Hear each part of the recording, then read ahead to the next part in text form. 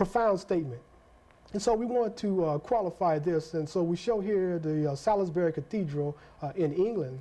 And this is one of the basic themes of the Gothic, Romanesque, and so on and so forth and so on, the various types of cathedrals that exist throughout Europe. The double tower, the hypostyle, the great hall, the colonnades, which they call the nave on the inside. And here you can see also the towers, which they typically call spires. And the spires have their origin in the Egyptian obelisks, which we will point out in just a minute here. As we stated at the very beginning of the presentation, the Temple of Aset, or Isis, on Isle de la Cite, or Island of Philae, was the prototype for all the cathedrals and basilicas that existed throughout Europe. The Twin Tower, again, the Twin Tower here became a theme in the cathedrals and basilicas of Europe. Time and again, you can see this as you see the gentleman here who practicing a religion of sun worship on Sunday with the double or twin towers above his head, and even in the middle as you enter the door, you see the sun disk over the temple, just as you saw over the temple doors here. This is very faint on this temple here. Over the doors, they usually have a sun disk uraeus, symbolizing the nature of the people there, the sun people. You see the Temple of Horus. Again, you can see the little disc over the over the door there, the main entrance here, between the twin towers. Again, the basic theme of particularly the 18th dynastic period, the temples there. Scott de Lubitz, a book we have on the table here called The Temple of Man, even goes so far as to explain that the Temple of Luxor is the cathedral of the great teaching. Moreover, the layout of the temple is indeed that which we encounter again and again in the canon of the Gothic cathedral, except that the two pylons, he states, replaced the two towers. The general plan of the cathedral corresponds to an exact canon: two towers, a narthex, a nave, triple, with the 7 windows, as a rule on the walls of which the station of the cross are later drawn. Then comes the transept, and then the entrance proper, the sanctuary, the remainder being reserved for the faithful. You know, these are the elements of the Kemetic temple that passed on into the cathedrals and basilicas. The basic theme, the twin towers, the great hall, the transept of the crossing, which replaced the bark chapel in the Kemetic temple, and on into the apse, which we call the Holy of Holies in the ancient Kemetic temple.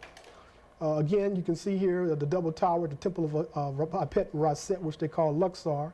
And here you can see the obelisk, which is the needle type object in front of the temple, where actually they usually dealt with dualities and balance. The Egyptians were very balanced people. They believed everything was balanced. The soul, the heart, everything had to be balanced, and in fact weighed in the balance at the final day of judgment. But you can see where one of the balance needles were torn off from in front of the Temple of Apet Raset and carried away off into Europe. And this was typical because you find these needles throughout Europe, in America.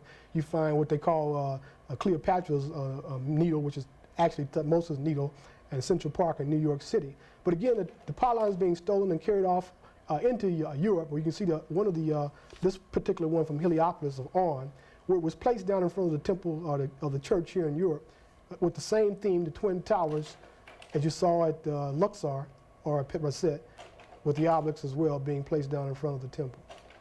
Carrying away themes which they typically characterize as being pagan, but yet they find a thematic consistency in that they can bring the obelisk or the needle and place it down in front of their temples.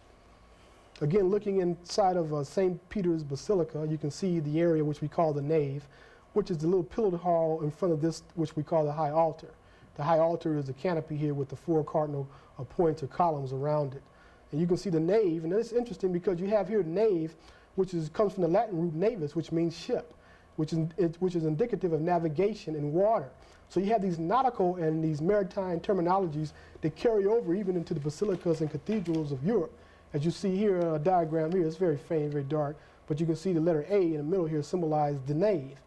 And what is interesting is that the Egyptians dealt with navigation. Their entire life was around boats. Their gods, or the netters, were always seen as riding across the heavens in boats. And they believed upon death that their souls would travel back along the banks of the Nile to the Nile's very beginning to the actual judgment in a boat. And so you see the pharaohs as they were buried in their pyramidal structures. You see the mastaba tombs here. They actually buried boats alongside of them, symbolizing navigation, where the soul would navigate back to the Ta Neter, or the land of Punt, the Holy Land, which is dead center Africa, incidentally, Uganda, Tanzania area, where the souls would journey back in boats and navigate back to the primeval hill of the beginning.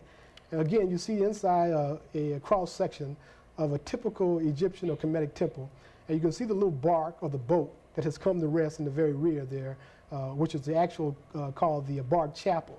This area was replaced by the transept or the crossing in the church. As you see the great hall in front of the colonnade that leads back to that particular point.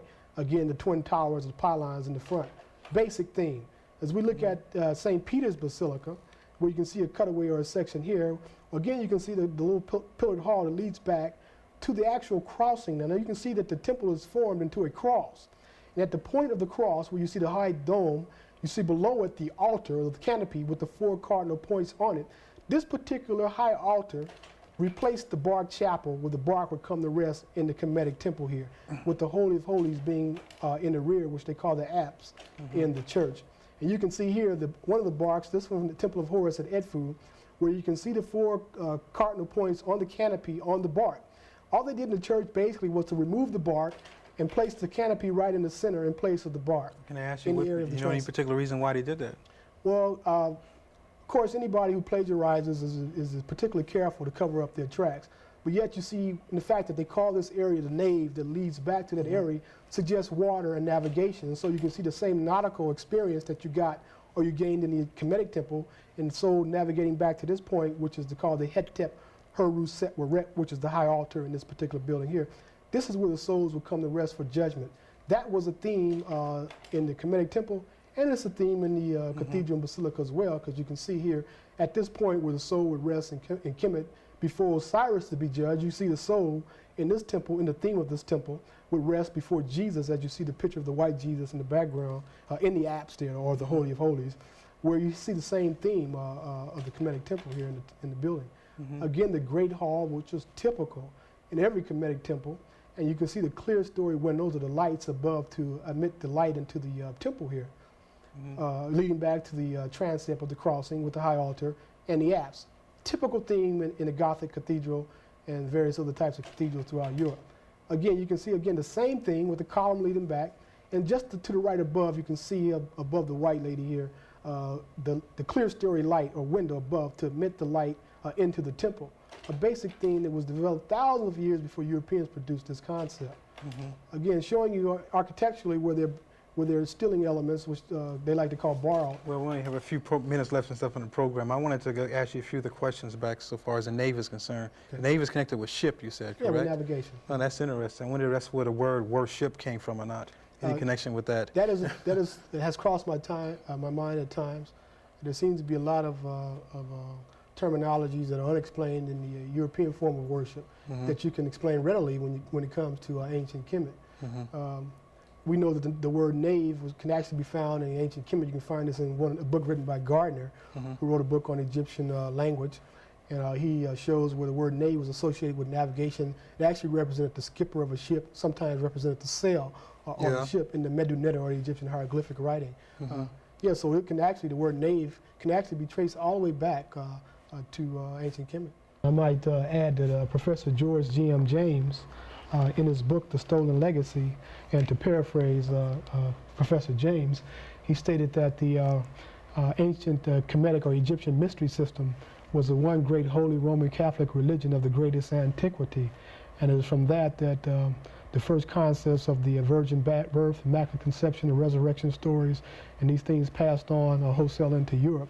And matter of fact, in certain instances, as Ian Bigg points out in his book, The Code of the Black Virgin, in some cases the actual images of the Madonnas, Isis and Horus, basically, were actually used in worship by the parishioners of the Christian church for at least 500 years A.D. or after the death, as they say, of their Savior, which is Jesus.